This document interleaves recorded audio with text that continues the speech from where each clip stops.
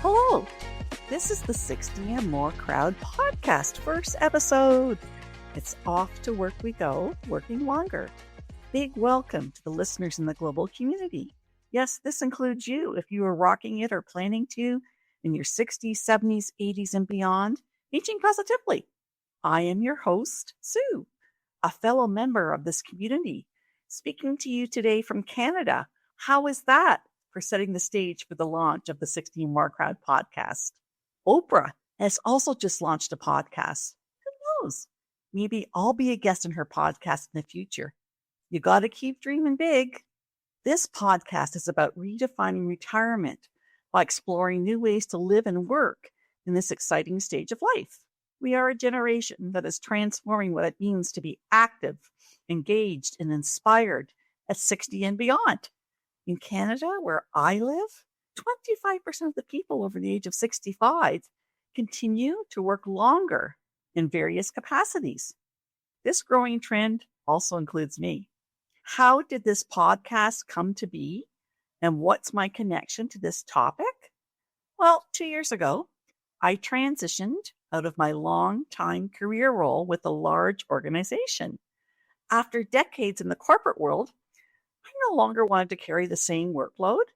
I began to explore new work chapters that provided more flexibility and freedom. Through this experience, I became curious about learning more about the profile of the older worker in today's marketplace. These two questions kept popping up, and they inspired the creation of this podcast. Number one, how are you navigating the work experience and the choice to keep working longer? And number two, how do you envision work fitting into your life? What does it or could it look like? I'm excited to open up the conversation to the 60 and More Crowd community around these two questions on this podcast. It will be an interactive format. I really enjoy engaging and collaborating with people. What can you expect in future episodes? We'll be talking about the new work marketplace, the different ways in which we work, creating work environments, and supporting older workers. And maybe I think we should be sharing some success stories as well. We'll take a look at demographics, motivations, insights, and trends behind this older worker longer shift. So let's get to it. Today's episode, it's off to work we go, working longer. Leaving long-time working lives or roles is not always the end of working. You may continue to work longer, but in a different way. Less hours, more flexibility. It's about transitioning to having more time outside work to enjoy family, fitness, hobbies, and travel. That was my inspiration. People have discovered and are rediscovering some type of work that will be part of their lifestyle. New work chapters need a different approach for both the worker and the employer. Now let's take a look at the bigger picture global employment older worker trends. This can look differently depending on what country you live in. Overall, 50% of people are worried about retirement. Many feel they haven't saved enough money. And life expectancy is increasing globally, which will change the look of retirement and the need to review financial plans. For example, 30% of Japan's population is over the age of 65. As one of the world's fastest growing countries, financial incentives are offered to workers who reach retirement age just to keep them working. The issue of retaining older talent is a high priority as the shortage of skilled workers looms in the future.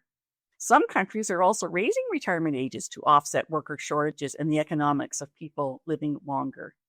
These European countries have raised or will be raising the retirement age to 67. Germany, Spain, Italy, and the Netherlands. The nature of work has evolved significantly too, especially for those aged 60 and beyond. Let's dive into some key aspects of these changes. What comes next if you choose to keep working in some capacity and are able to work and enjoy it? Here's how it could possibly look. Staying on with your current job, temporary jobs, seasonal jobs, flexible work, remote work, establishing new careers with new employers, contracting, consulting, freelancing, self-employment, entrepreneurship, starting your own business. These are all subjects we'll cover in upcoming episodes.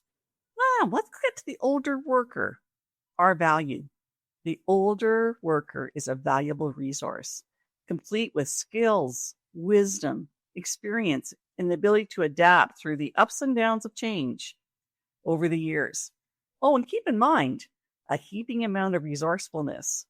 We are a generation that grew up without the internet and the Google search engines. As a career salesperson, it was a matter of reading, researching, writing letters, phoning, and talking to people in person. Our adaptability is demonstrated here. The skill of switching gears to adapting to the modern workplace and combining these skills with embracing up-to-date technology, email, texting, operating systems, remote working, podcasts, and who can forget those Zoom meeting video calls. Given the trend of older workers staying longer in the workforce, there is opportunity for employers and organizations to do a more effective job providing workplace environments that support older workers. Many want to continue working in various capacities. It feels to me that a lot of organizations miss the chance to help people working as they approach the retirement age stage. We'll be discussing this in more detail in future episodes. Well, that's it for today. Let's just recap today's themes. We talked about the growing trend of working longer, the changing nature of work, and the older work profile. We bring value. This is the 60 and More Crowd podcast, and I am your host, Sue. Please join me for episode 2, The Ways We Work. Subscribe wherever you get your podcast. Show email is feedback@60andmorecrowd.com. I'd love to hear from you. Keep on enjoying, evolving, and exploring.